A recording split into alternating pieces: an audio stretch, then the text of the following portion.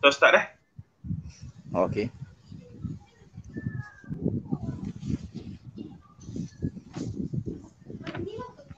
Bismillahirrahmanirrahim. Assalamualaikum warahmatullahi taala wabarakatuh. Innal hamdalillah nahmaduhu wa nasta'inuhu wa nastaghfiruh wa na'udzu billahi min shururi anfusina wa min sayyiati a'malina. May yahdihillahu fala mudilla lahu wa may yudlil fala hadiya lahu. Wa ba'd. Insyaallah tuan-tuan dan puan-puan sekalian, bersama kita pada petang ini adalah Profesor Madya Dr. Anli Yaakob, pensyarah bahasa Arab dan pensyarah bahasa dan sastra Arab di UIA, dan beliau merupakan penterjemah kepada 3 buah novel agung daripada bahasa Arab yang telah diterjemahkan ke dalam bahasa Melayu. Dan pada petang ini kita nak berbincang ataupun bersembang sedikit seputar salah satu daripada novel yang beliau telah terjemahkan, iaitu novel asalnya yang bertajuk Aulad Haratina, yang mana ia merupakan karya seorang sastrawan besar Mesir yang bernama Najib Mahfuz, seorang tokoh yang besar, bahkan ada kontroversi juga sedikit. Itu yang menariknya. Jadi untuk soalan pertamanya, Doktor, mungkin Doktor boleh ceritakan sedikit latar ataupun rumusan ataupun kita katakan gambaran apa yang penulis iaitu Najib Mahfuz ingin sampaikan ataupun ceritakan dalam novel Aulad Haratina yang kita terjemahkan sebagai Anak-anak di Lorong Kami. Dipersilakan, Doktor. Bismillahirrahmanirrahim. Alhamdulillahirabbil alamin. Wassalatu wassalamu ala asyrafil anbiya'i wa mursalin wa ala alihi wa ashabihi wa man tabi'ahu bi ihsanin ila yaumiddin. Qala rabbi shrah li sadri wa yassir li amri wahlul 'uqdatam min lisani yafqahu qawli. Subhanaka la ilma lana illa ma 'allamtana innaka antal alimul hakim. Allahumma la sahla illa ma ja'altahu sahla wa anta taj'alul hazna in syi'ta sahla. Yang dihormati lagi dikasihi saudara pengurusi majlis, Ustaz Zaharuddin, dan rakan-rakan broadcasting, seterusnya penonton sekalian. Novel Aulad Haratina merupakan satu novel yang dikarang oleh Dr. Najib Mahfuz dan merupakan novel yang telah menimbulkan kontroversi dalam sejarah penulisan novel di Mesir. Yang menariknya ialah novel ini telah memenangi anugerah Nobel Prize Dunia. Dan itulah yang telah menarik saya untuk menterjemah novel ini, kerana kita ingin tahu apakah nilai yang cuba dibawa oleh Najib Mahfuz ini, sehingga kan novelnya ini telah mendapat anugerah Nobel Prize Dunia.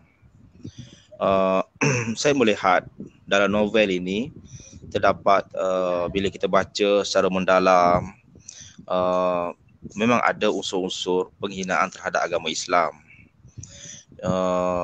Cuma apa yang menyebabkan saya untuk menterjemahkan novel ini ialah kita ingin mengetahui apakah sebenarnya dikatakan oleh Najib Mahfuz itu. Itu pertamanya. Pelambangan-pelambangan yang dibawa dalam novel tersebut. Apabila kita melihat secara umum ceritanya adalah beliau telah mendatangkan satu analogi tentang Allah Subhanahu Wa Taala, tentang penciptaan Adam, kemudian penciptaan iblis. Dan novel ini seolah-olah ingin membela nasib iblis yang dikeluarkan daripada syurga Allah Subhanahu Wa Taala. Tetapi didatangkan dalam analogi yang kalau orang nak mendakwa tidak juga, didatangkan dengan analogi yang berbeza. Sebagai contohnya cerita di antara Nabi Adam AS dan Siti Hawa. Kenapa dia dihalau daripada syurga oleh Allah Subhanahu Wa Taala? Dia menceritakan bagaimana Adam telah digoda oleh iblis dan Hawa, untuk mengambil satu buku rahsia dalam bilik Gabalawi. Bukan makan makan buah khuldi. Akhirnya tugas itu telah disanggupi oleh Hawa. Dan bila Siti Hawa masuk ke dalam bilik tersebut dan ingin mengambil buku rahsia, catatan rahsia itu, Gabalawi masuk dan menyergah Hawa, menyebabkan Hawa telah ditendang keluar daripada syurga. Dan bila ditendang keluar daripada syurga, Nabi yang disebut Adam di situ telah hidup menderita dan melahirkan anaknya di dunia ini, di lorong itu. Itu ceritanya begitu. Tapi pelambangan ini sebenarnya satu pelambangan yang didatangkan dengan metafora ataupun analogi yang tidak sama dengan cerita sebenar mengikut kiasan tafsir dan sejarah Islam. Cuma didatangkan dalam bentuk yang berbeza. Ya. Ada persoalan lagi ke?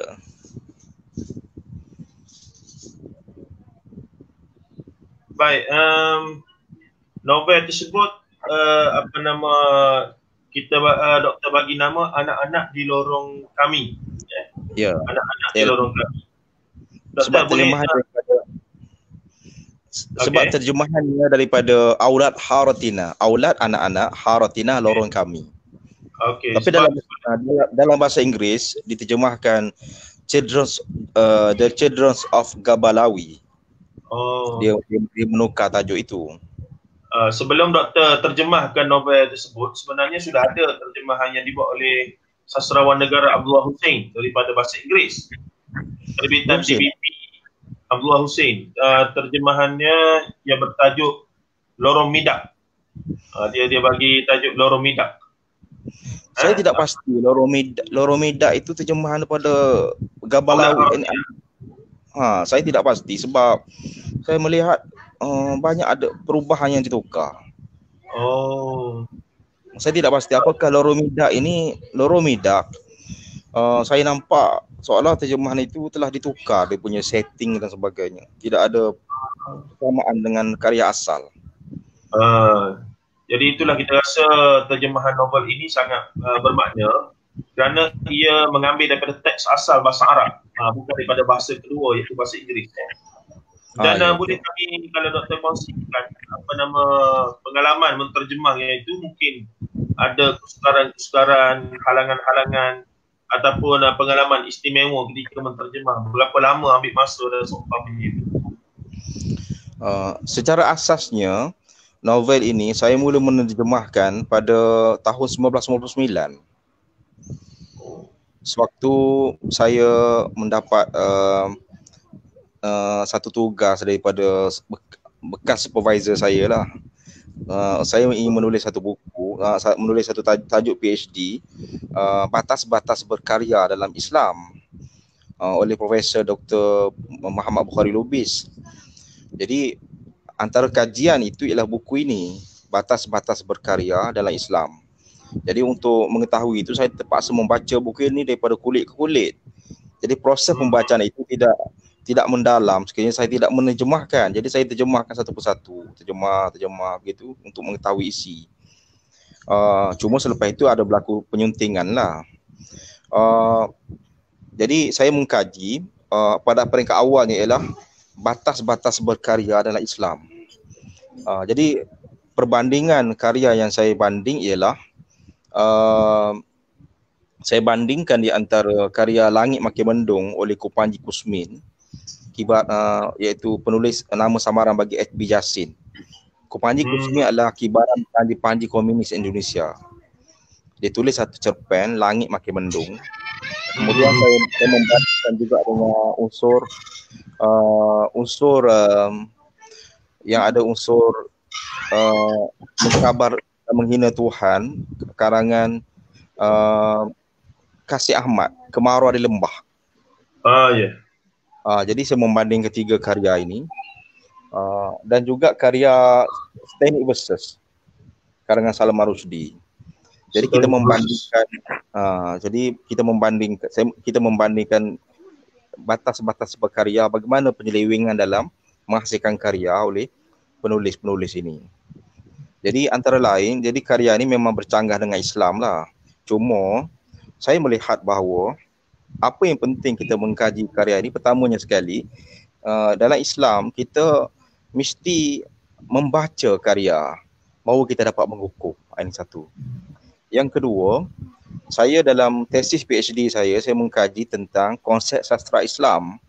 Jadi bila orang bertanya apakah Islam, apakah konsep sastra yang bercanggah dengan Islam, jadi saya dapat lahirkan satu model. Ini dia contoh karya yang bercanggah dengan Islam. Antaranya ialah karya Najib Mahfuz ini. Jadi kita boleh buat satu mana kepada pelajar kita, ini contoh karya yang bercanggah dengan Islam. Ini kita bercakap dengan satu namuzaj, satu model. Okey, model Islam bagaimana dan model yang bukan Islam bagaimana? Ini contoh, antara contoh yang perlu kita ketengahkan kepada pelajar-pelajar kita lah. Dan saya bandingkan ini dalam subjek comparative literature, perbandingan sastra, dan juga konsep sastra Islam, the concept of Islam in literature, subjek. Baik, mungkin seterusnya jika doktor boleh kongsi dengan kami, novel ini ceritanya itu berasaskan apa? Sebab menarik, tajuk dia Anak-anak di Lorong Kami. Maksudnya secara tak langsung kita tahu latarnya lorong lah. Jadi sebenarnya apa yang Najib Mahfuz nak angkat daripada lorong itu? Mungkin doktor boleh bagi secara umum apa yang menjadi perbincangan Najib Mahfuz. Novel ini secara asasnya adalah secara asasnya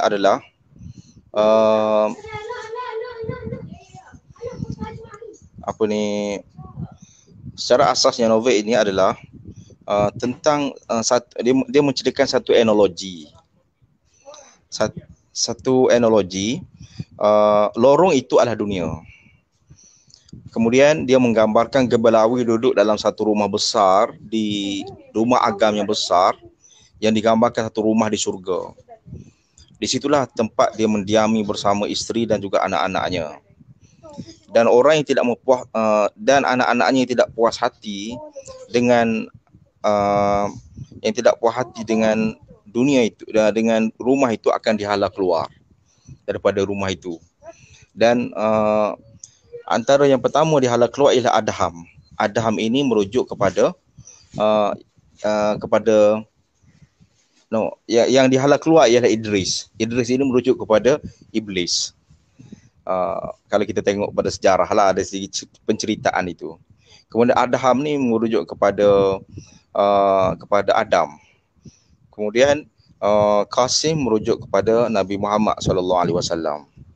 Tapi didatangkan dalam analogi yang tidak tepat juga. Kalau orang nak mengkritik, nak menyamakan, tidak boleh begitu. Itulah antara kebijaksanaan ataupun wise yang digunakan oleh Najib Mahfuz ini.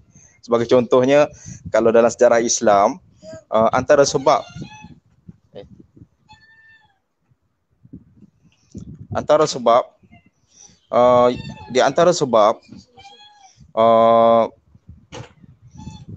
keluarnya Nabi Adam daripada syurga adalah kerana makan buah khuldi, dan dihasut oleh kemudian dipengaruhi oleh Siti Hawa, betul kan? Kali itu ikut sejarah Islam. Tetapi kalau dalam cerita ini dia menggambarkan bahawa Idris, iaitu iblis, telah menggoda Adam untuk melihat rahsia Gebelawi dalam bilik rahsia, dalam buku catatan itu. Jadi ceritanya agak lain, perbandingan analoginya agak lain. Faham tak? Tapi kalau baca secara umumnya kita boleh rasa lah, kalau orang yang biasa dengan sejarah Islam tu, maksudnya boleh dapat gambaran bahawa boleh merasakan. Cuma mana itu kebijaksanaan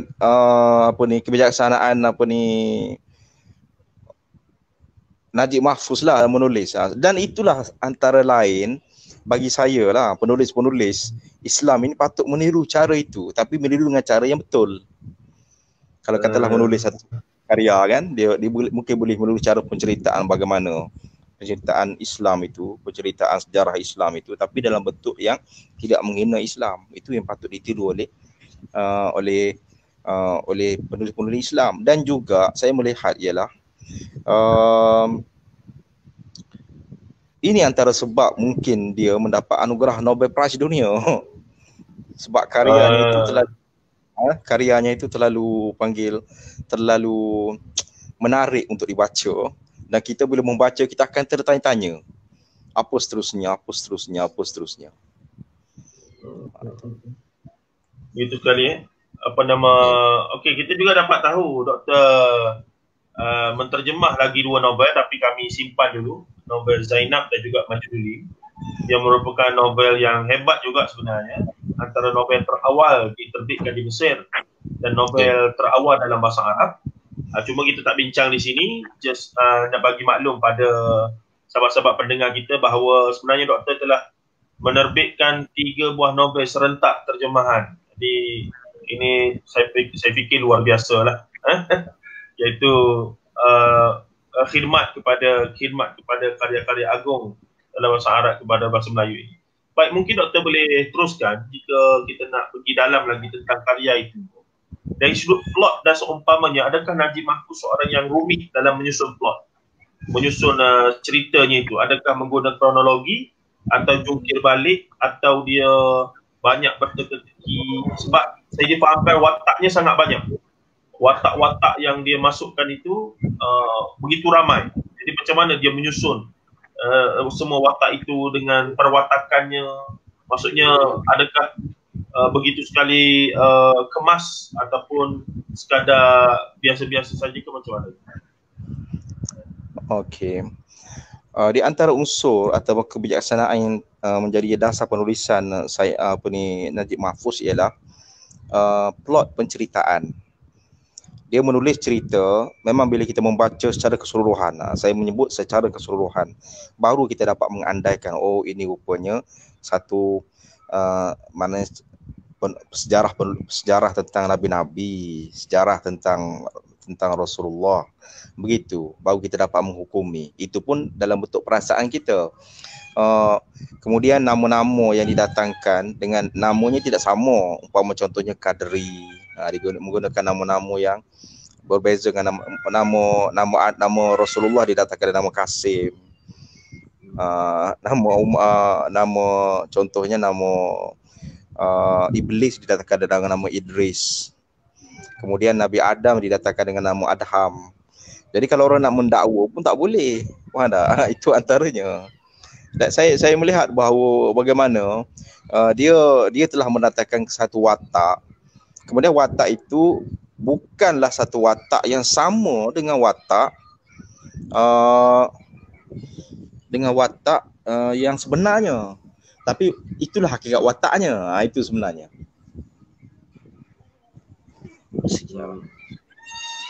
Jahit.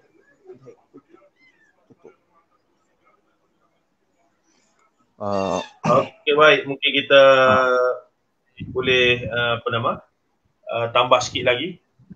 Harapan doktor terhadap karya ini, adakah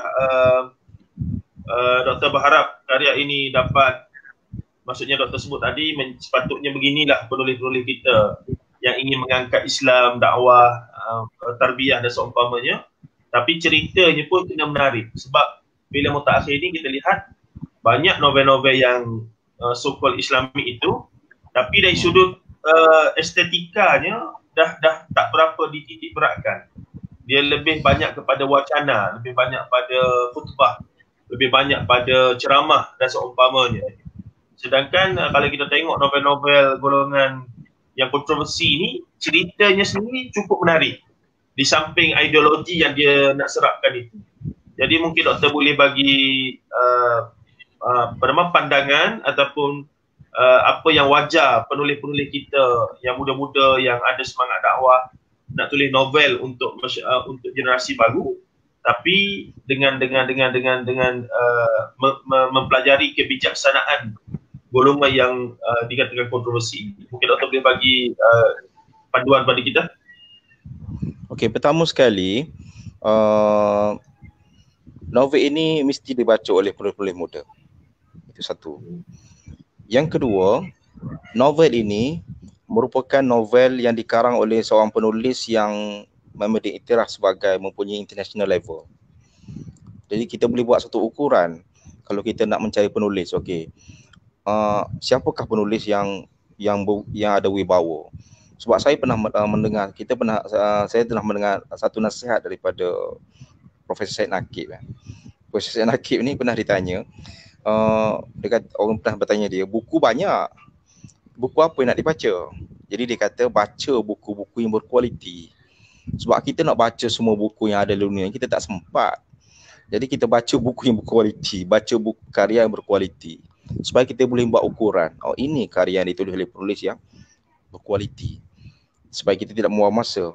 Jadi contoh karya Syed Najib Mahfuz ini satu karya yang berkualiti, dikarang oleh penulis peringkat internasional. Dan bagaimana dia mendatangkan analogi itu. Kemudian yang menariknya pertama sekali ialah kita kena faham bahawa sewaktu Dr. Najib Mahfuz menulis buku ini, satu perkara yang berlaku dalam dunia pada waktu itu ialah pengaruh komunis. Jadi pengaruh komunis ini ialah satu pengaruh yang telah mempengaruhi dunia Arab. Jadi novel ini sebenarnya satu manifestasi ideologi komunis yang cuba disebarkan dalam masyarakat Arab dengan satu gagasan pemikiran datang untuk menghina Tuhan dan menghina agama dengan cara yang gagasan untuk menghina Tuhan dan menghina agama dengan cara yang lembut. Ini sebenarnya, ini satu gagasan yang cuba dibawa oleh Syed Najib Mahfuz sebenarnya. Sebab kita tahu fahaman komunis, bila dia datang ke Iraq, dia menjadi Ba'ath. Bila dia datang ke Syria, dia menjadi Ba'ath. Bila dia datang ke Mesir, dia menjadi sosialis ala Mesir. Bila dia datang ke Yaman, dia menjadi sosialis ala Yaman. Tetapi dia tidak boleh menjadi begitu ekstrim komunis seperti mana berlaku di China dan juga di Rusia pada waktu itu. Dia mesti bertoleransi dengan masyarakat semasa. Jadi saya beranggapan bahawa buku novel ini adalah satu manifestasi fahaman sosialis komunis yang dibawa oleh Najib Mahfuz dalam masyarakat Mesir. Tapi Najib Mahfuz ni seorang Islam. Kita kena tak nafikan itu, dia seorang Islam. Cuma kita tengok bagaimana cara dia untuk masuk dan menyerapi pemikiran masyarakat. Ini salah satunya. Alhamdulillah, saya kira penerangan doktor tentang novel Aulad Haratina ataupun terjemahannya Anak-anak di Lorong Kambing ini cukup menyebabkan kita rasa teruja nak baca sebenarnya. Dan novelnya pun agak tebal doktor ya, dekat 500 muka surat. Tebal.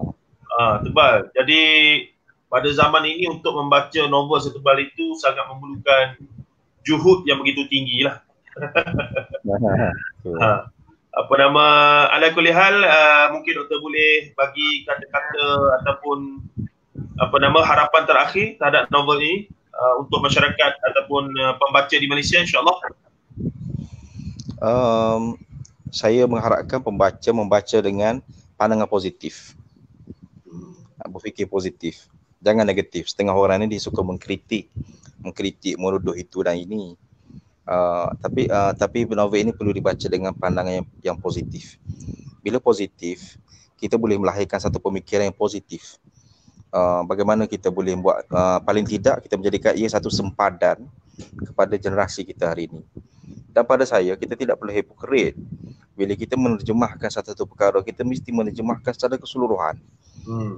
Kita membuka apa sebenarnya yang berlaku dalam novel itu, dan kita tidak perlu menutup di situ dan di sini apa yang ditulis, sebab itu amanah ilmiah. Sebab itu, mungkin soalan terakhir, siapa penulis Malaysia yang kita rasa ada kualiti macam Najib Mahfuz?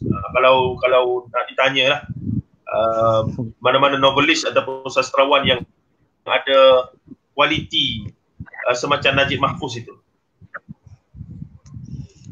Saya tidak boleh menyebut nama lah, sebab menyebut nama ni akan menjadi kontroversi. Cuma dalam sejarah Melayu, dalam sastra Melayu, mana dalam mengikut konvensi sastra Melayu, dia ada kehebatan Melayu tu pula kan. Antaranya ialah kita tengok Shah Nun contohnya menulis buku Ranjau Sepanjang Jalan. Bukan satu karya yang calang-calang kan. Kemudian Samad Said oleh Salina, itu satu karya yang bukan calang-calang. Cuma penulisannya itu berkisar kepada latar Melayu, latar kemiskinan, latar kalau Salina tu tentang seorang perempuan pelacur itu kan. Tapi cara maknanya pemikirannya itu adalah sekadar dalam lingkungan pemikiran masyarakat Melayu, masyarakat Islam di Malaysia, masyarakat di Singapura, itu latarnya. Jadi apa yang menarik tentang Aulad Haratina ini, dia membicarakan satu gagasan besar tentang akidah umat manusia itu. Jadi mungkin itu yang menarik masyarakat untuk membaca karya tersebut, dan juga sehingga menarik penganugerah Nobel Prize dunia untuk beri anugerah kepada dia tu, antara lain ialah kerana dia membicarakan tentang soal akidah yang bersifat universal itu. Kalau novel Imam, novel Imam oleh sastrawan negara kita, tajuk dia Imam. Siapa dia? Yang Imam novel-novel yang menang hadiah Sako utusan oleh sastrawan negara Abdullah Hussein lah. Abdullah Hussein juga dia tulis. Abdullah Hussein ya. Okey, Abdullah Hussein ni saya pernah berjumpa dia secara peribadi lah. Dan secara komen pertama sekali ialah dia pernah ada orang mengandaikan Abdullah Hussein ni seorang penulis yang tidak berhenti menulis. Dia menulis Kuala Lumpur kita punya kan. Dalam karya itu. Jadi dia seorang yang begitu berdisiplin dan menulis, tidak berhenti menulis. Saya pernah berjumpa secara peribadi, dia mengatakan bahawa dia menjadikan setiap hari di rumahnya itu seperti pejabat. Dia pergi masuk bilik itu dia menulis, kemudian isterinya menyediakan makanan pukul 10 pagi. Jadi dia buat macam rutin pejabat. Dan kadang-kadang dia memakai baju pejabat, tie dan sebagainya untuk mewujudkan suasana pejabat waktu di rumah. Dan dia seorang yang committed dalam menulis. Doktor buat begitu juga kah? Ya? Doktor buat begitu juga kah masa terjemah tu? Tidak, saya tidak. Saya tidak. Saya terjemah ikut mood. Saya tulis waktu saya kalau bangun pukul 3 pagi, saya nak terjemah 3 pagi. Kalau pukul 2 saya ikut mood untuk asal selesai saja. Cuma apa yang penting Abdullah Hussein ni dia seorang penulis yang mempunyai kualiti suka menulis. Tapi latar penulisan apa yang ditulis oleh Abdullah Hussein ni, dia menulis satu perkara itu soal terlalu terbuka gitu tentang masyarakat Melayu gitu kan, masyarakat Malaysia yang terbuka, tidak ada satu fokus yang jelas. Itu pandangan saya lah. Wallah. Tapi ada keistimewaan tersendiri setiap orang ini ya. Baik. Mungkin soalan akhir sungguh dah ni. Doktor pun nampak nak rehat dah tu. Najib Mahfuz ni kalau kata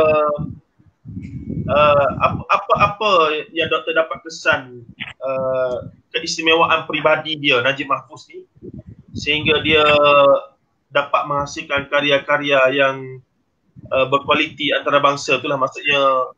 Saya pernah baca dia punya terjemahan cerpen ya. Dan bila kita baca tu memang kita rasa, saya baca terjemahan, saya tak baca asal bahasa Arab macam doktor boleh baca asal bahasa Arab. Kita baca yang terjemahan tu pun kita dah rasa wow, sedap sungguh cerpen ni. Jadi doktor rasa apa lagi ciri keistimewaan yang ada pada Najib Mahfuz yang wajar penulis-penulis muda kita belajar daripada dia? Pertama sekali Najib Mahfuz ni saya tengok peribadi dia. Dia punya satu peribadi yang kuat. Siapa yang ingin menjadi seorang yang hebat dia mesti punya peribadi yang kuat. Peribadi yang tidak hirau apa yang orang kritik. Jadi dia seorang peribadi yang kuat. Kemudian satunya ialah Najib Mahfuz ini seorang yang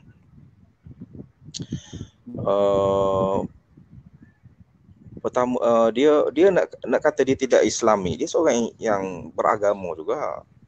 Seorang yang beragama. Dia bukan tidak Islam, tidak, dia seorang yang beragama. Saya tengok dari segi kehidupan, cara pemikiran dia semua. Dia mempunyai satu keyakinan terhadap apa yang ditulis itu adalah dia percaya pada diri dia sendiri. Percaya pada, dan apa yang ditulis itu satu genuinity. Itu satu genuine, bukan ditiru-tiru. Maknanya karya yang ditulis itu satu karya yang tidak pernah ditulis orang. Nah, itu sebenarnya yang istimewanya saya Najib Mahfuz ini. Cuma saya terlupa nak tambah sikit kalau boleh apa ni. Ada satu orang telah komen tentang Shah Nur Ahmad. Shah Nur Ahmad ini kaitan dengan penulis kita lah. Orang kata Shah Nur Ahmad ni dilahirkan di tempat yang salah. Kalau dia dilahirkan di Indonesia, paling tidak dia sudah menjadi kaya raya. Dia sudah menjadi seorang yang penulis yang kaya sebab karyanya. Tapi oleh kerana dia dilahirkan di Malaysia, karyanya tidak dibaca oleh manusia, oleh orang, sebab masyarakat Malaysia ni masyarakat yang tidak membaca. Dan karya-karyanya itu pun tidaklah walaupun diterjemahkan dalam bahasa Inggeris, tapi dia tidak mendapat sambutan sangat sebab masyarakat kita ni populasi penduduk pun tidak seramai Indonesia kan. Tapi saya pernah berjumpa dengan seorang murid Shah Nur Ahmad. Murid ini Profesor Dr. Abdul Hadi WM. Dr. Abdul Hadi ni dia buat PhD dengan apa ni Prof Shah Nur. Dia kata Shah Nur Ahmad ni merupakan seorang yang salah dilahirkan. Kalau dilahirkan di Indonesia, dia sudah menjadi penulis terkenal dan kaya raya. Begitu. Mungkin saya Pram. Ya? Mungkin setara dengan Pramodia Anantato. Mungkin. Jadi mungkin lebih hebat lagi. Karya dia itu komen setengah orang lah. Cuma wallahualam. Jadi tapi kita melihat dalam maknanya kita melihat apa ni genuinity dalam penulisan itu. Shah Nur Ahmad menulis satu benda yang genuine, yang tidak ada yang orang lain tulis. Itu contohnya. Begitu juga dengan apa ni buku Aulad Haratina ini, satu karya yang tidak pernah maknanya ada genuinity dalam penulisan. Bukan pengulangan, idenya bukan pengulangan. Genuinity of the idea itu. Bukan macam novel popular biasalah pengulangan. Itu itu benda yang genuinity. Kalau kita cakap soal macam Zainab ni boleh katakan sebagai pengulangan penulisan apa. Begitu juga dengan Majnun, pengulangan, ada saduran. Tapi buku Aulad Haratina ni ada genuinity of the idea, itu ada. Kekuatan Najib Mahfuz lah di situ ya. Ya. Baik, Doktor, terima kasih banyak. Saya kira sudah memadai kita membincang tentang novel Aulad Haratina yang sudah diterjemahkan dan diterbitkan oleh IRIM Press dan menanti berada di pasaran. Kami pun dah buka punya pre-order ya pada sesiapa yang berminat, dan mungkin selepas daripada penerbitannya ataupun dah siap fizikalnya, nanti kita akan wacanakan sekali lagi dengan lebih mendalam selok-belok dan juga pemikiran Najib Mahfuz itu sendiri berkaitan novel itu, insya-Allah. Sekali lagi saya mengucapkan terima kasih bagi pihak IRIM Press kepada Profesor Madya Dr. Adli Yaakob atas kesediaan bersama dengan kita berkongsi dan menceritakan banyak rahsia di sebalik tertulisnya novel Aulad Haratina oleh seorang novelis peringkat dunia daripada Mesir yang bernama Najib Mahfuz, yang agak istimewa dan luar biasa tapi kontroversi. Baik, terima kasih Doktor. InsyaAllah terima kasih banyak. Sama-sama. InsyaAllah kita bersama lagi pada masa depan. Sallallahu alaihi wasallam Muhammad wa ala alihi wa sahbihi ajma'in. Walhamdulillahi rabbil alamin. Assalamualaikum warahmatullahi taala wabarakatuh. Waalaikumsalam warahmatullahi wabarakatuh.